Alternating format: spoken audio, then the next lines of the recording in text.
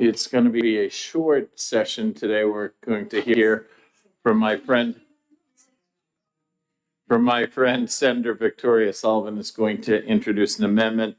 Then we're going to take a 5 to 10 minute break afterwards. Senator Sullivan, great to see you. Tell me about your amendment to HB 57. Thank you, Mr. Chairman, members of the committee. Again, my name is Victoria Sullivan. I represent Senate District 18, which is the south end of Manchester, wards 5 through 9, and the town of Litchfield. And I'm here before you to introduce amendment number 2109S. And the reason for this amendment is we have made great strides this session in regard to public safety. This is a complement to the bail reform bill that the governor just signed into law. Yes, I'm sorry. Hold on, Senator.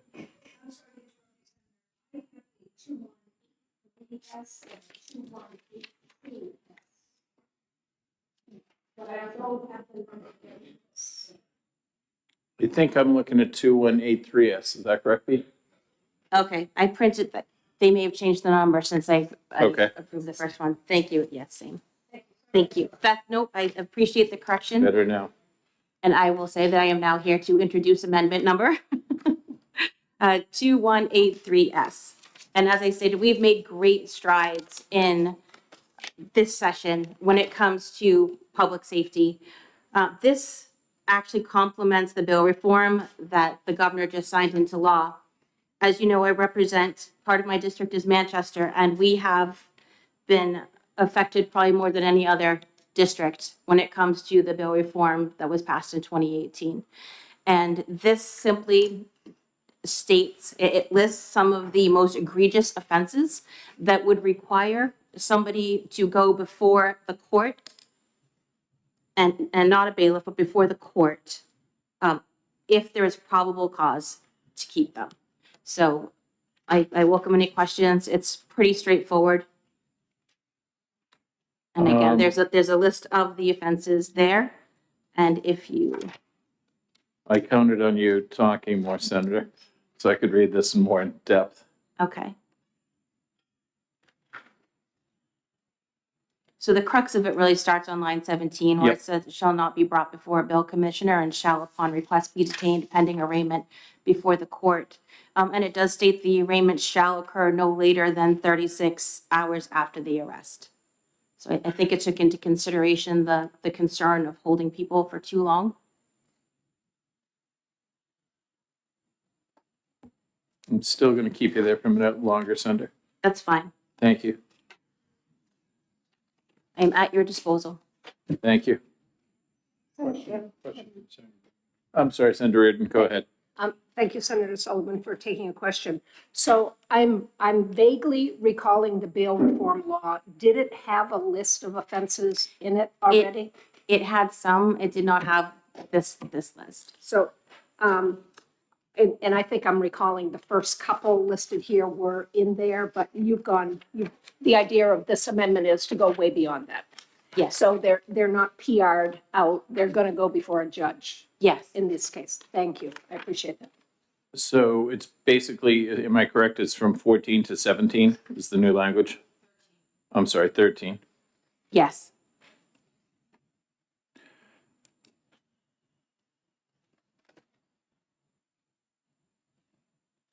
So little nitpicky lawyery areas that under 13, so felonious, what's use of a firearm. Remember we were talking about this, Kate, and you were saying we'll just talk about, we'll wait. Oh, okay. If you're writing bad checks or doing something in your living room and you had a gun in your pocket, would that be use of a firearm and then you could be caught in this web? So as you said, you are the lawyer. So I am going to yield. So that, I'll just tell you a few things that I remember that sat bad with this. I thought Senator Abbas and a few others were going to be here, so, but which they may be really soon. Number 17. So if a person had twice before done something, we'll just say violent or whatever, and then their third offense is like a bad check, are we going to say you have a history of being a bad actor? And now, even though you're not doing something 5 years later that's, dangerous, are we going to put you away for a bad check? because in the past 5 years ago and 8 years ago, you had done something that was more dangerous. That'd be under 17. Yeah, and I thank you for the question. I don't think so. Okay. Because it says an offense listed in paragraph C. And so, But now this third time, the new offense isn't dangerous, but it is a felony. right, but you've broken parole, is that correct? But what's Is that? that your scenario? I was just looking for You're any habitual possible offender. problems that I can make the bill better or not include things. So that's all. Jim. Go ahead, Senator McConkey. Oh, I'm sorry. It's you again. Go ahead, Senator. It's me again, yes. Senator Reardon. Thank you. So just to clarify, this just gets you before a judge. This doesn't mean you're getting locked up and you're not getting bail. It Correct. just gets you before a judge. Yes, Okay, I'm good. Okay. thank you. Well, I'm good. Any other thoughts from our legal counsel, our learned legals? No? Okay. Thank you very much, Thank you, Senator. Senator Sullivan. Representative Horgan, come on down. Good to see you again. How's your week going? Good week? Bad week in the house? Starting off well? Oh, so far my week is okay, but Okay, hopefully it won't take a turn for the worse now. But there you go. so I'm resident Timothy Horgan from Stratford County District 10. Speaking strictly for myself, but I am a member of the minority of the House Judiciary Committee, and we were basically want to keep the system with the magistrates in place, which is an expedited system, and there were exceptions for the most egregious crimes, and of course, so that's one thing is I just point out, and you've already mentioned that in your discussion with Senator Sullivan, is that it greatly expands the list of crimes that are quote unquote egregious, especially number 14A and B. I think probably potentially takes in just about everybody who gets picked up by the police. At least in theory, most criminal conduct could, at least in theory, turn out to be a felony. So that means that hardly anybody would go through the expedited bail commissioner process, which they're bringing back. So I think that's greatly going to increase the load on the courts, which is one of the reasons we had the old bail reform, which we abolished. And also they get to see the judgment in 36 hours, but that's not counting weekends and holidays. So that could be, if you're picked up right before a long weekend, that could be whatever, 108 hours. And also, I guess also in general, the idea is to be tough on crime, because there are cases of people reoffending after they went through the magistrate, but that happens sometimes when they wait in jail and then go through the judge. People sometimes reoffend when they're out on bail after going for the judge. People reoffend after they serve their sentence. Most people aren't in prison for life. Most people get relatively short sentences. Actually, here in New Hampshire, we like to think about how tough we are, but we actually have a relatively forgiving legal system.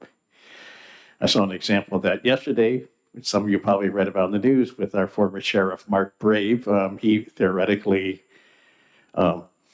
he was being tried for 5 felonies. They dismissed one. They had suspended sentences for 3. They put him up for 3.5 to 7 years. They could theoretically have asked for 35 years based on what was proven, and they chose to go with 3.5 years minus probably some time he gets going through therapy and other programming in prison. So the fact of the matter is we can't lock up everybody who's arrested for the rest of their lives, and we don't want to. So, and when they're out, they can reoffend, and that's just a fact of life. So I don't think the so-called, undoing, whatever you call this recent sort of reform of the bail reform, I don't think that really changes the situation. It just means you have people spending more time in the county jail waiting to be bailed out. So I think I'm not totally opposed to this amendment, even though I had my doubts about HB 592, which was passed and signed into law. But I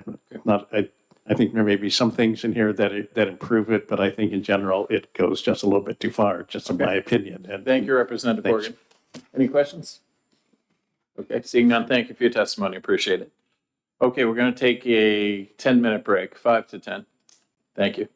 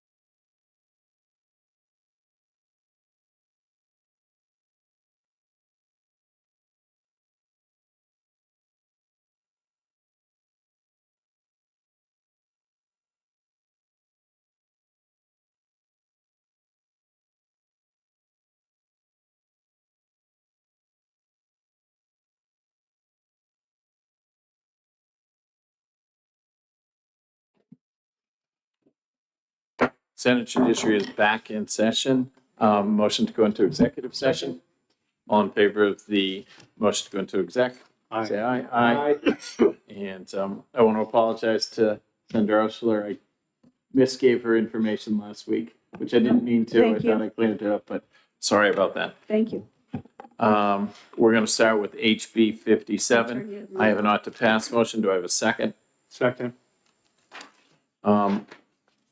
And we're going to, we have an amendment, which is a replace all coming up. And so I need to do ought to pass. So let's see, I have an ought to pass motion. I'm seconded. All in favor of the ought to pass motion? No, we gotta introduce. Oh, I thought I had a second. I thought I moved. Mr. Chairman, if you have, How else you leave been? it to it.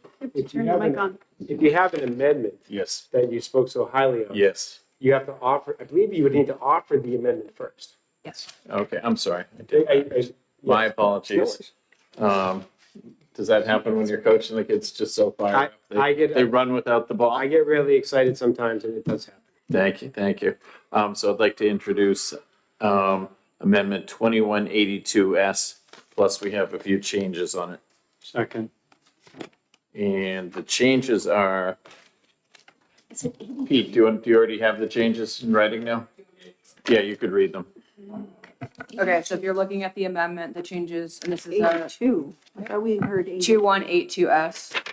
2182. It's the I'm same- sorry, I think it's 2183S. No, it's 82. Okay. 82 is the replace all. It's the same exact language. It's just a replace all instead of adding to the underlying bill. I understand. So the changes would be striking out on the second page, section, or number 13, 15, and 16. So essentially what would be left in terms of what we're adding to the crimes would be any felony offense that has an element, the use, attempted use, or threatened use of physical force against, striking the, replacing it with a person, striking, or property of another, and then striking out B. And then 17 would remain, and then changing the effective date to 180 days after to make sure that the bail reform law that we just did goes in first. And I can repeat or answer questions if necessary. The bail reform that we passed had an effective date of 180 days upon passage. So we just felt it was appropriate to keep that consistent. And I think Senator Sullivan, Senator Abbas wanted to keep the crimes as crimes against the person. Is your intent in keeping these numbers? Generally, we focus on violent crimes, yes, or where the victim is a person themselves. It's either a violent crime or a sex crime against a child. Okay. Senator Oshler? Yeah, just, so I was trying to take notes as we went on. So the the proposal to amend Amendment 2182 is to take out page 2, line 11. Yes, So the felonious use of firearms, yes, to take out line 17, any offense that alleges the illegal possession, use, or distribution of a dangerous weapon. 15 and 16 as well. And 16, any offense punishable by a maximum term of imprisonment of 10 years or more, or by life. Why would we take out the felonious use of firearms? And, I mean, this list is comprehensive and So I- robust. If you read the RSA, Yes, and when I was in the House, this was actually in the list. And the reason why we took it out is that as written, the firearm doesn't have to be ancillary to the crime. So if you were, let's say, commit some type of banking fraud, wire fraud, but you're carrying a firearm while you're doing it, it would apply. A drug possession, that's a felony. If you're carrying a firearm while you're committing that drug offense, you would be charged with that. So it's not necessarily a violent crime where the victim's a person. If you use that firearm to commit a violent crime, you fall under either robbery or the other items listed already. But if it's not ancillary to the crime, so we felt in that case, we took it out then. And when I saw it again as it's written, and if you tell me the RSA, I can show it to you. Yeah, actually, so the felonious use of a firearm under RSA 650-A semicolon 1. 650. So as written, it says a person is guilty of a Class B felony if he commits or attempts to commit any felony when armed with a pistol, revolver, rifle, shotgun, or any other firearm. So any felony, even a nonviolent one, if they're armed with a firearm, Mm-hmm. or essentially carrying a firearm, they can be charged with that as well. So you So want to take it out?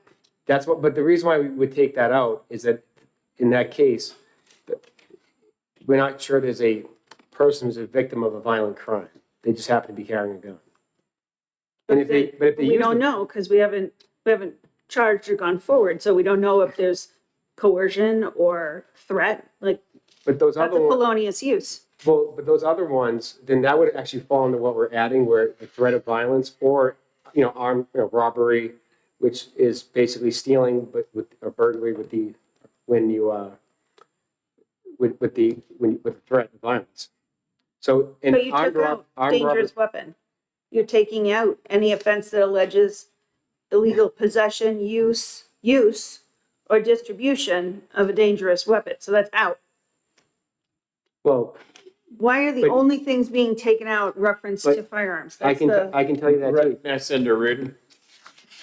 I'm going to disagree with my colleague about the interpretation of the very sentence. It doesn't say possession of firearm. It says use, which is an active verb. And I further want to say under 17, it's not the possession of a firearm, it's the illegal possession of a firearm. And in the list of items here, and again, I want to point out, this isn't throwing somebody in jail for the rest of their life. This is what just gets you to an arraignment. So Correct. with the facts of the matter, felonious use of a firearm, not just possession, and illegal possession, use, or distribution of a dangerous weapon. Can I clarify? The title to the RSA is felonious use of a firearm.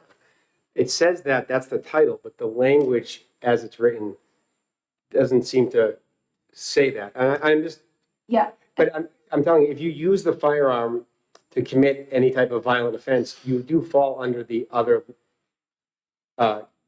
crimes listed. So you would definitely still be held, and I think that purpose is there. But this one alone, for the situations where it's literally that they just happen to be carrying a firearm, I think in that case. But I see what you're saying with the title, but yeah. So, Mr. Chair, may I follow up? I'm listening, yes. If number 13 said felonious use of a firearm, period, or semicolon, and took out the under 650A1, does that solve the problem? I do not want to put somebody in jail for 36 hours just because they were possessing a firearm. Not my goal at all. It's the felonious use of it and then the illegal possession, I think, which makes them earn time before a judge. well, Mr. Chairman, if I may, You may. I mean, you could do that, but I think if you take out the RSA reference, you would have to be committing you're still committing a felony. I suppose it could be interpreted differently. I would say that's up to the court to decide. And it's exactly why we have arraignments. It's up to the court to decide, was this guy just walking down Elm Street, had possession of his gun, and some other incident happened, or was this guy waving his gun on Elm Street and shooting it into the air? But in that case, it's different. I'm still troubled by eliminating felonious use or illegal possession. I do think that those things, I get completely, possession should not land you for 36 hours. It's not illegal possession. What I'm saying is the mere fact that any felony, you can write someone a bad check. And if you're carrying a firearm while you can't write the bad check, you would fall under the RSA. And all we're saying is if you look at, if you're gonna hold the person, you're doing it so you can assess whether they pose a threat to themselves or public safety. When the crime itself, the underlying felony, and this felonious use of a firearm charge, none of it involved any violent act. So that's that's what we're trying to explain. That's up to the trier of fact to decide. Well, it would be the judge when they're assessing bail. But what I'm trying to say is when you hold someone, when the standard is that they pose a risk to their safety or the public, we're talking about violent offenses here. All we're saying is this, as it's written, will apply to non-violent offenses. But that's the reason why. You may not agree to take it out, but that's the rationale. And I think we cure that by taking the RSA site out of that. So let's go back to the illegal possession line. So maybe you haven't used that firearm at all, but you're a felon. And illegal possession of that firearm is what you're charged with. I'm not sure why that person's getting a pass. Well, Or even selling that weapon to somebody else. Illegal possession, distribution, giving that weapon to somebody else. so So the argument for taking out 15 is that illegal possession and distribution, so selling a firearm to somebody who can't have who shouldn't have one, or giving it to someone is outside the bounds of a violent offense. well, it says dangerous weapons, not firearm. So it's not limited to just, I suppose we could, Dangerous weapon. I suppose we could amend that to just a firearm, but.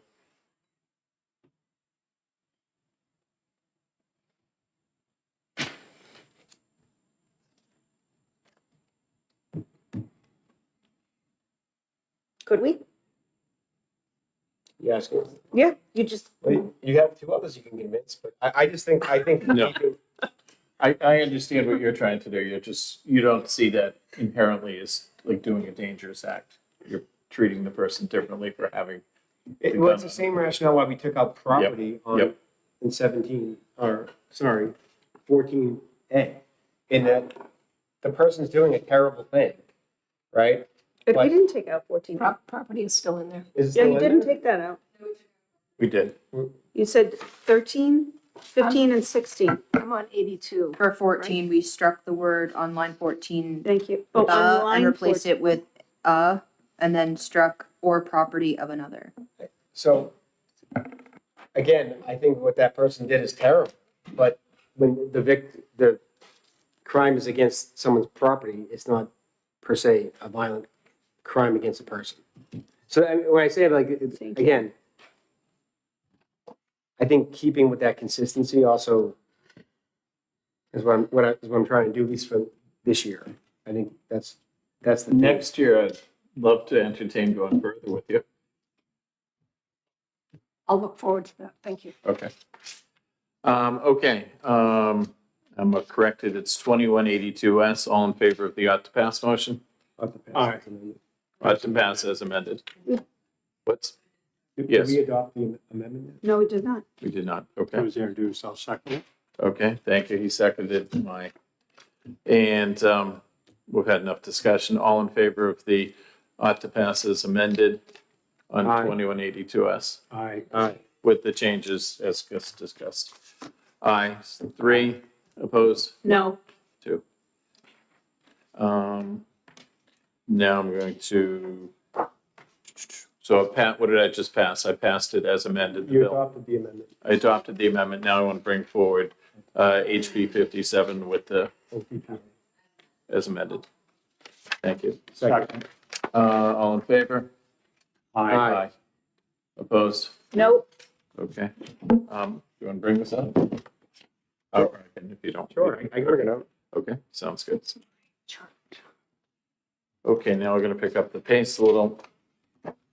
Moving on to HB 80, allowing a public body's members present at a meeting by electronic or other means of communications only if physical presence is unavoidable. I make a motion to ITL. Second. My brief discussion will be the unavoidable part, not a legal standard. And I'll just stop there unless we need to get into it more. So the motion is ITL unless someone else wants to discuss something else. Seeing none, all in favor of the ITL motion? Aye. Move consent.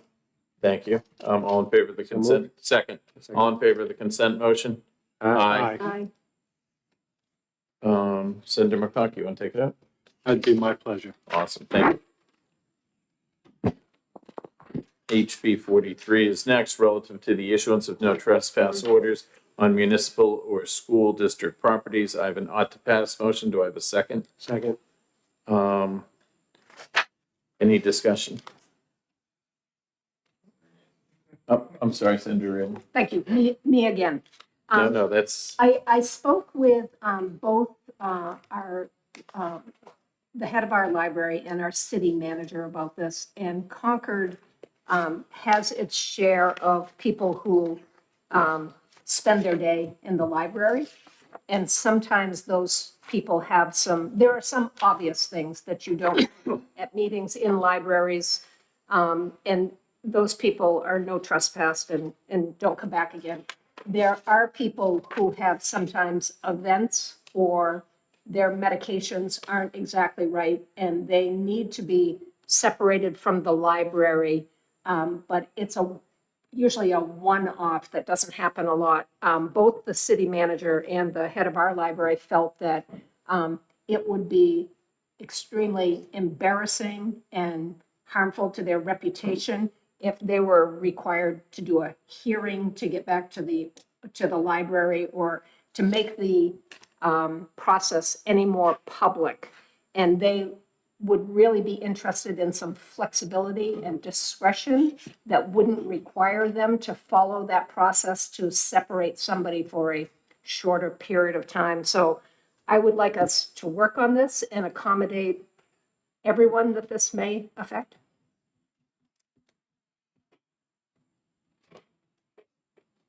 my thoughts were more thinking of the schools. I hadn't thought of all of your considerations.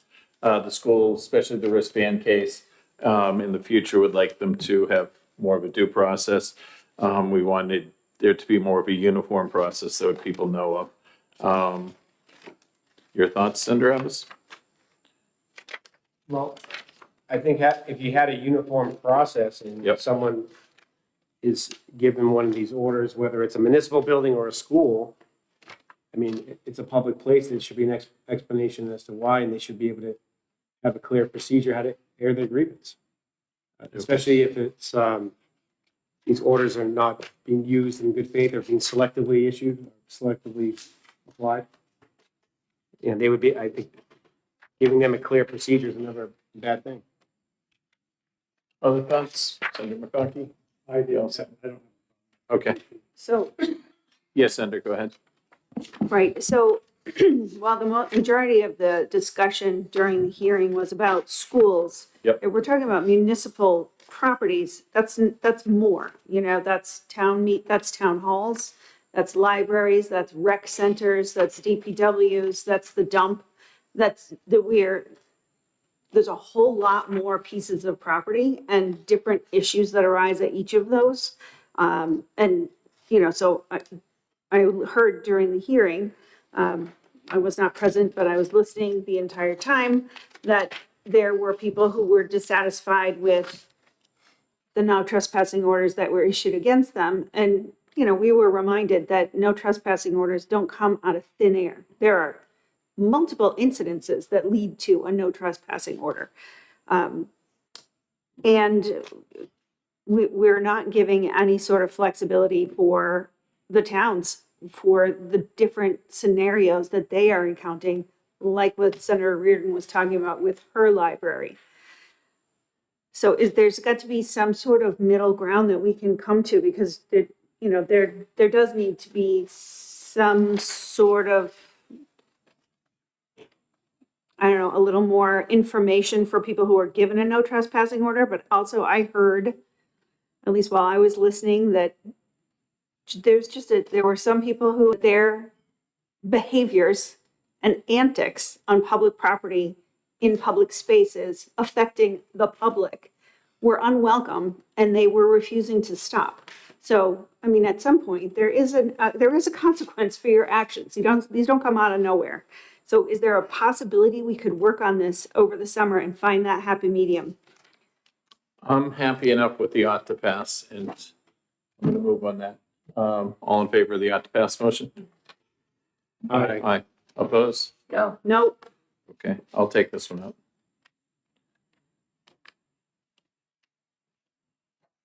Okay, we're moving on to HB 337, relative to reporting requirements of the Judicial Council.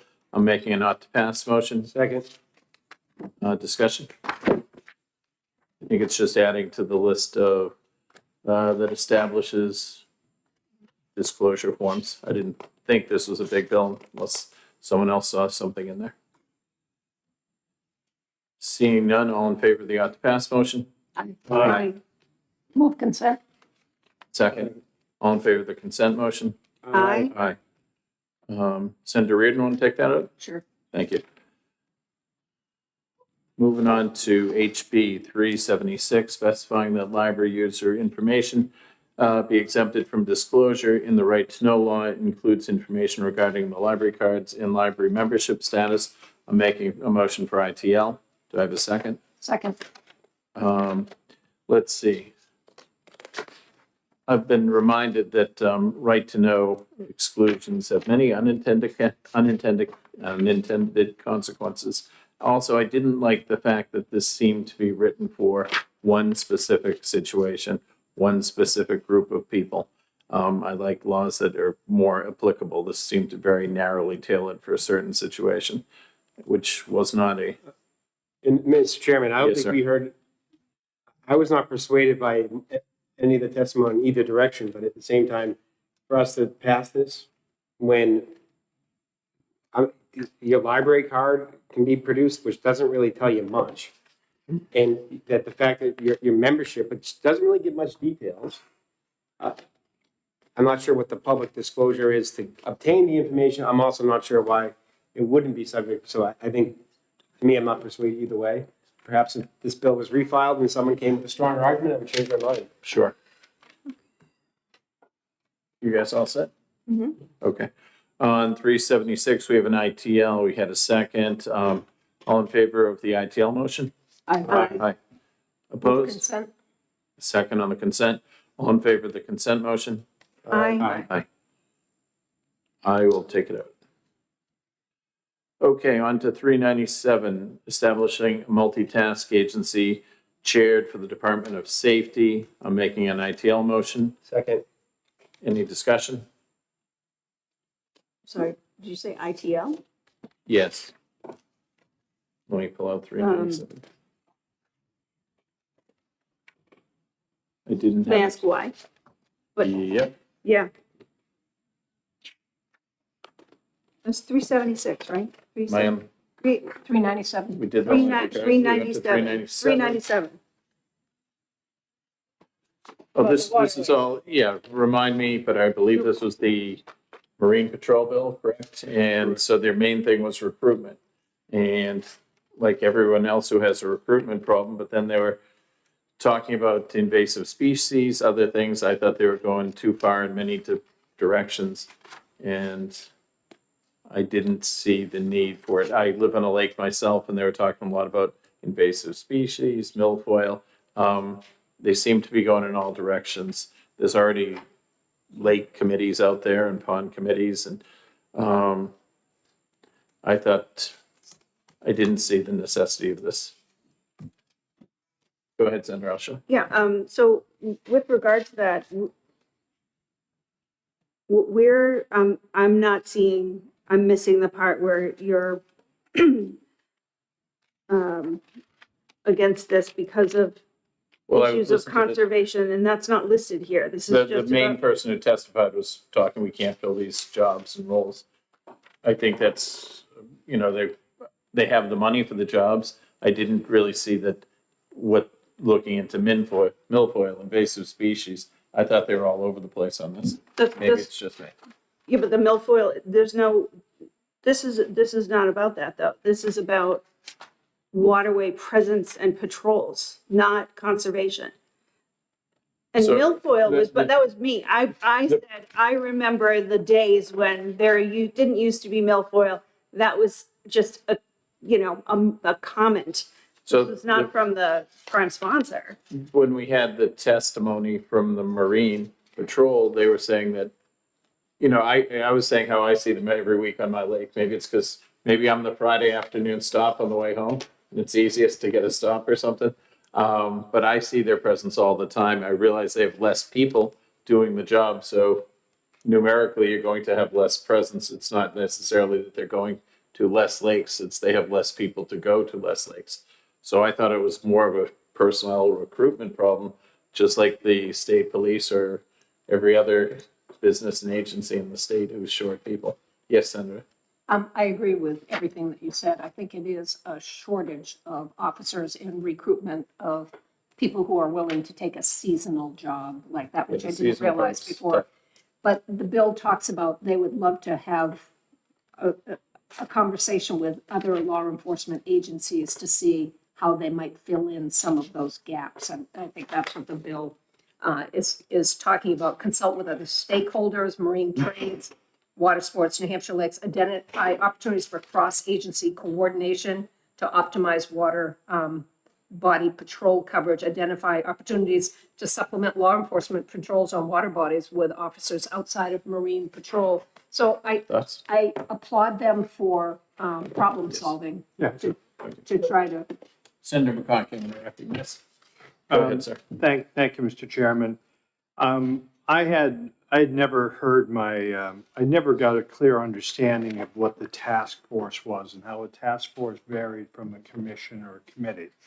It didn't carry an FN, so it seemed to me that we were going to ask agencies that already have the ability to have a conversation, formalizing the need for them to have a conversation. Whether it be safety or whether it be Marine Patrol, they're all operating at the 20-25% vacancy. And I don't see that the task force does anything more than what they can do now. And I think when you get these good men and women in one room, they're going to look at each other and say, so what are we going to do? Because we don't have people. So until it was more formulated, I'm not in favor. Thank you, Senator. Okay, so here we are. I'll move forward with the ITL. All in favor of the ITL motion? Aye. Opposed? Nope. Okay. You want to take it out? Or I'll take it out. No? No, okay. What? I'll take it out. Okay, you can take it out. Live on lake. Senator Abbas, good. We all live on lakes, the three of us. So. Okay. I guess we got boring. Just about to get good. Yeah, it was really good. We get the good stuff coming up. Where did we end up there? Did we ITL it? He's here, and so we're moving on.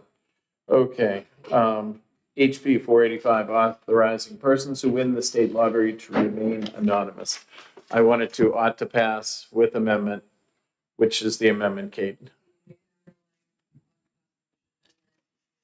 Need a second. Okay. Second. Making an ought to pass motion on the underlying amendment of 485. All in favor? Oh, Second. thank you for the second. Now I'll move the amendment. All in favor of, No. Move Oh, I get move to the do two. amendment I'm all- 2230. I was doing so much better for 3 or 4 months. We're reverting back. What's the number? 2230S. Do you want to explain the amendment to them? Kate, how we changed? Isn't it slightly changed from the typed amendment? Or is it exactly as written?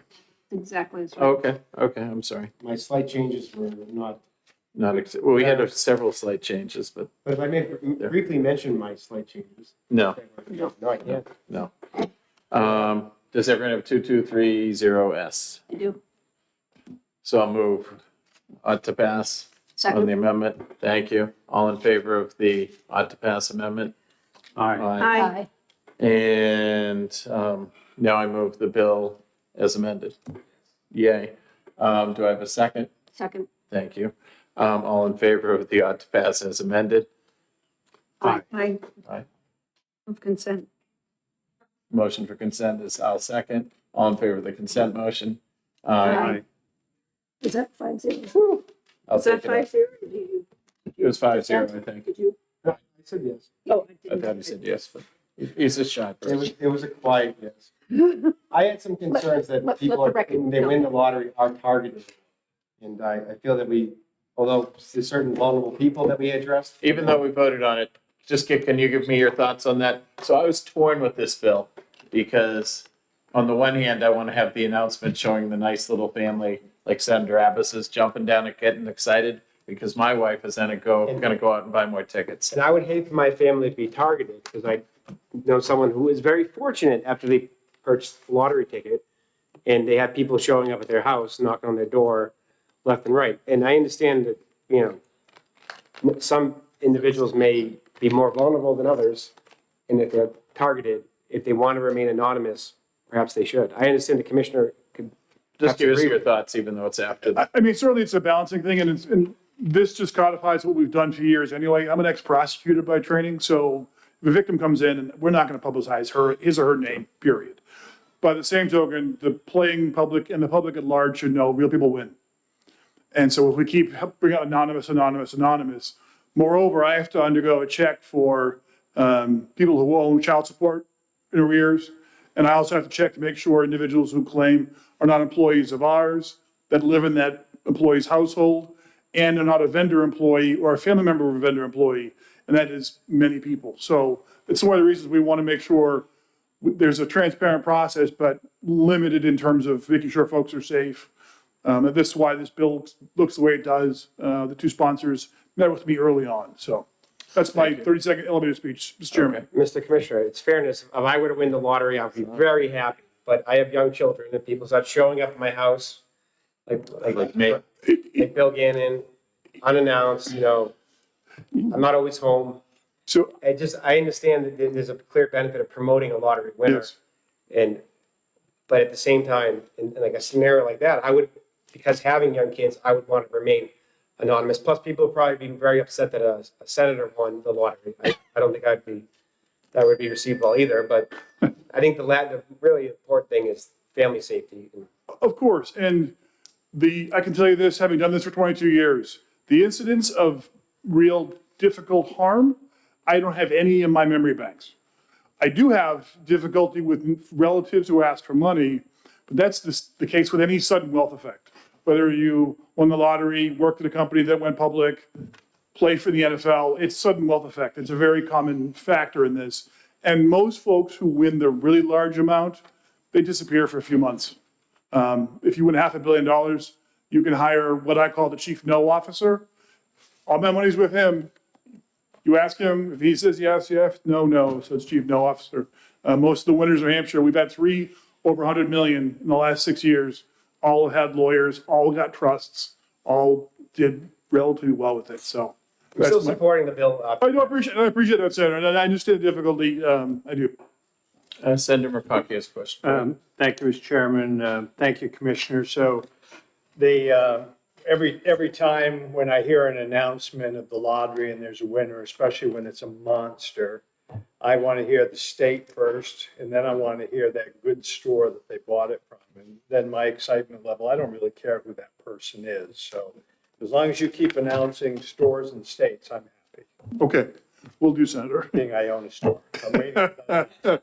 I wish it was one of your stores, Senator, but I can't arrange that. Thank you very much. Thanks for helping us along. We should all buy a lottery ticket on the way home. That's right. We'll see how that works out for us. Okay, one to go. HB 520 relative to authorizing hearing officers of the Department of Education to issue subpoenas. I'm issuing an ought to pass motion. Do I have a second? Second. So my thoughts were, you can't do a meaningful investigation unless you can force people to come and appear and testify. Other thoughts? Do you have any thoughts on that, Cindy? Couldn't have said it better yourself. Okay, We, I'm sorry. Yeah, Senator, yeah. go ahead. yeah, we didn't hear any testimony that this was a problem. We did not hear that no one has been compliant with requests for records. This is, I know what you're saying. yeah, no one asked, like, No one has run into this problem. So we're solving a problem that essentially doesn't exist. Or you could look at it that we're being preventive. If only we applied the same prevention to gun violence prevention. Senator Reardon. Senator Reardon, I'm sorry. No problem. I think one of the other facts that we heard is it's the school districts themselves that do investigations about credentialing of folks. It is not the Department of Education who does it. So if we're empowering, we should be empowering the districts themselves, not the Department of Education. Thank you, Senator. All in favor of the ought to pass motion? Aye. Aye. Opposed? No, You, either way. It's all you. It's all you, me. Mr. Chairman. Thank you very much. Peter, do we have any other business? Okay, judiciary shall be adjourned. Motion to come out of executive. Motion to come out of executive. Thank you. All in favor of the motion to come out of executive session? Say aye. Aye. The ayes have it. Thank you very much.